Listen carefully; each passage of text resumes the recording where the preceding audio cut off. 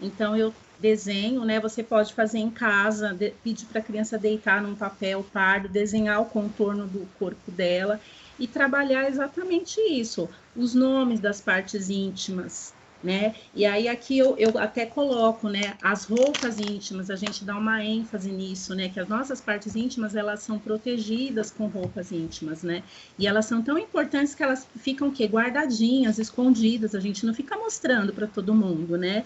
E aí a gente trabalha das meninas, né?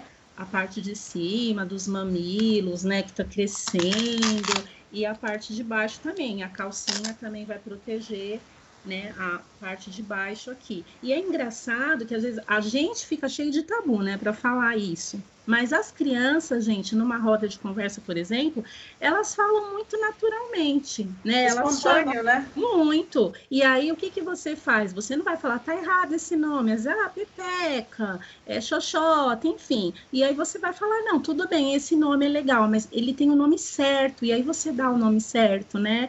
Que alguns chamam de vulva, né? Vulva, a parte de fora, né? E a vagina, ou a maioria vai falar vagina, tudo bem. Mas é importante ela saber tanto a parte da frente, a parte de trás. Esse aqui tá meio feinho atrás, mas aí a gente vai falar também, né? Eles falam, o bumbum, o popô, as nádegas, é importante. E dos meninos também, eu tenho do menino e da menina. Se eu estou com meninas, eu uso aquele, né? Se eu estou com os meninos, eu vou usar esse. E aí a gente usa a mesma coisa, as roupas íntimas, eles falam das partes íntimas, do nome também, gente, essa parte é muito legal, porque você vai trazer coisas da vivência deles, eles vão falar, né? E aqui eu já aproveito para falar do autocuidado, da higiene, né? Que tem crianças que não têm muita noção, então nessa hora você vai dar uma reforçada, falar sobre a higiene. E aí nós falamos das partes íntimas. Essa é a parte, uma das partes mais importantes. E aí eu vou avançando, eu vou falar sobre os toques agora. Os toques, eu costumo falar toque do sim, toque do não, né? O toque bom, que você pode deixar uma pessoa fazer, ou então o toque do não, que eu não posso deixar uma pessoa fazer. Tem pessoas que usam outro nome, carinho bom, carinho ruim, né? Tem vários nomes, mas para ela saber identificar o que é permitido e o que não é. Aí eu tenho umas plaquinhas que está escrito não, ó, e sim. Isso tudo, gente, conversando com as crianças, né?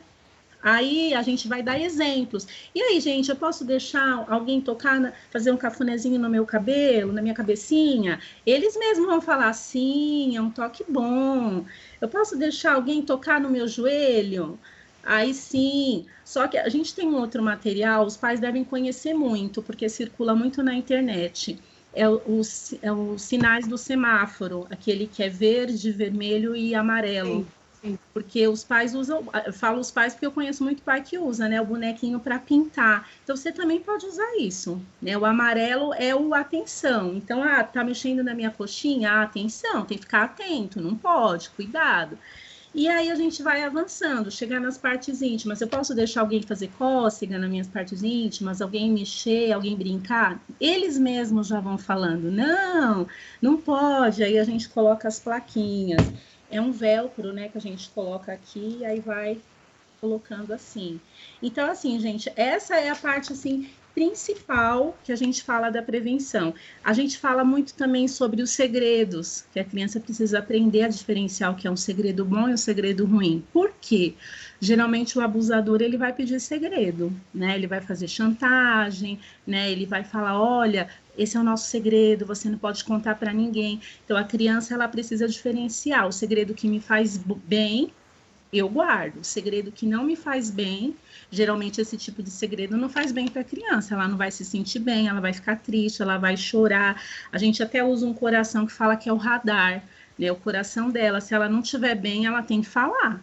Né? Então, a gente ensina essa diferenciação para as crianças. Então, assim, são dicas que a gente dá. Eu posso fazer dessa forma, conversar com a criança na hora do banho, na hora da troca, né? Quando eu falei de bebês, crianças de 2, 3 anos, a hora que eu estou trocando a criança, eu posso falar sobre isso, sobre as partes íntimas, sobre o cuidado, sobre o não deixar ninguém tocar, né? E é uma coisa muito leve.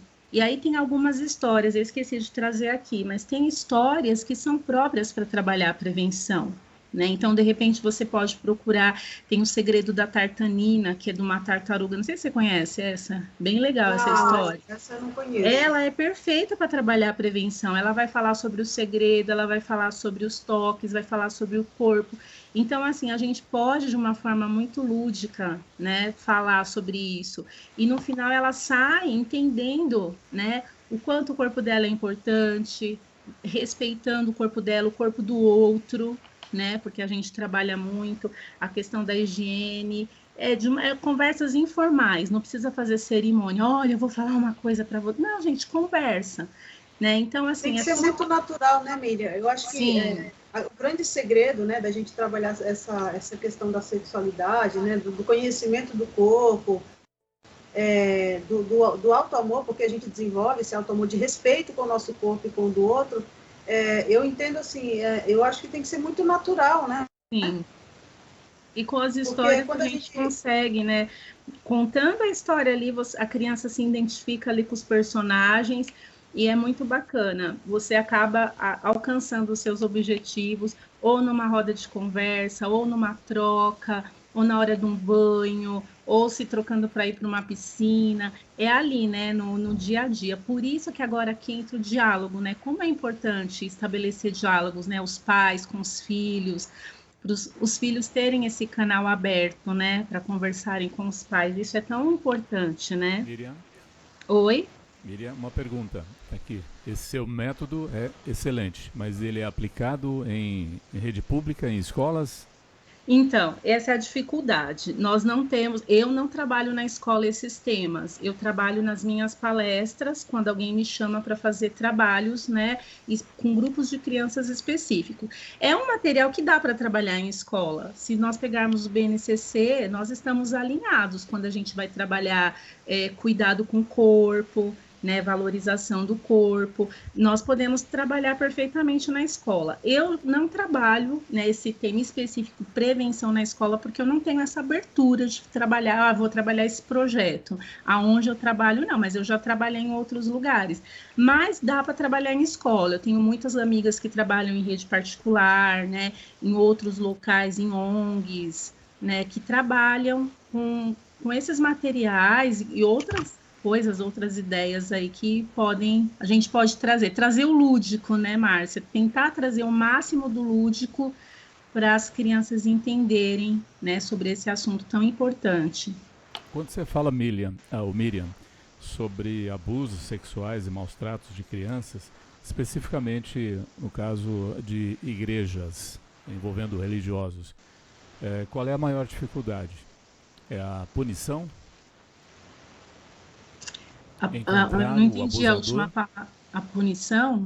É, qual é a maior dificuldade que você vê em relação a esses casos de abusos sexuais de crianças, especificamente em igrejas, né? Em espaços, templos sofreram, né? religiosos? A Sim, maior dificuldade é quando a encontrar o gente. agressor ou a punição em si? Olha, pelos relatos que a gente ouve, é muito difícil assim as pessoas terem uma punição. Infelizmente, as igrejas têm uma postura nada agradável, né, de colocar panos quentes, tentar cobertar, né, ou para resguardar as pessoas. Às vezes são pessoas antigas na igreja, pessoas que têm algum cargo, né, que ocupam alguma posição elevada. Então, não vamos falar, não vamos mexer com isso para não criar um escândalo.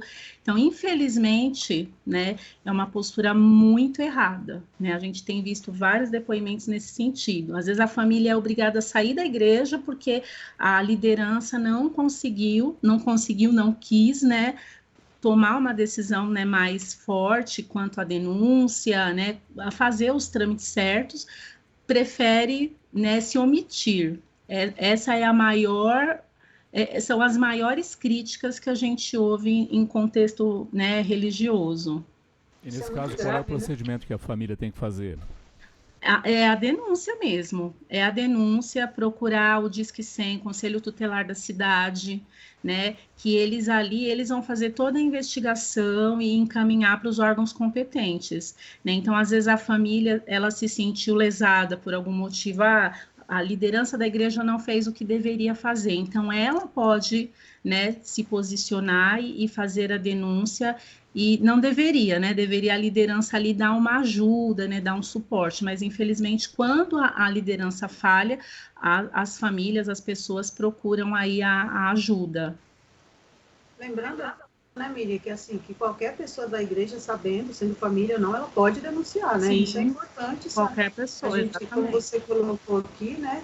A gente ressaltar que a denúncia deve, né? Não é pode, né? Sim. Deve ser feita, né? A gente está falando bastante do contexto religioso, mas, gente, em qualquer contexto, né? Num clube, esporte, num lugar que a criança frequente, né? Então, a gente tem que ter esse olhar, né?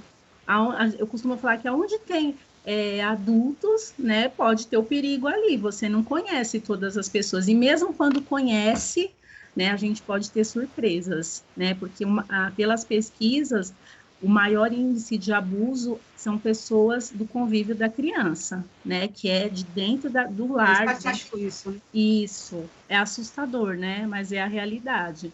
Então, a gente precisa estar muito atento mesmo a essas situações, né? Miriam, você falou uma questão que eu acho muito importante, né? A gente trazer aqui sobre a questão do diálogo, né? Dos pais, né? Com os filhos, com as crianças, com os adolescentes. A gente sabe que quando a criança, às vezes, ela é pequena, a gente consegue construir isso de uma forma mais aberta, às vezes, né?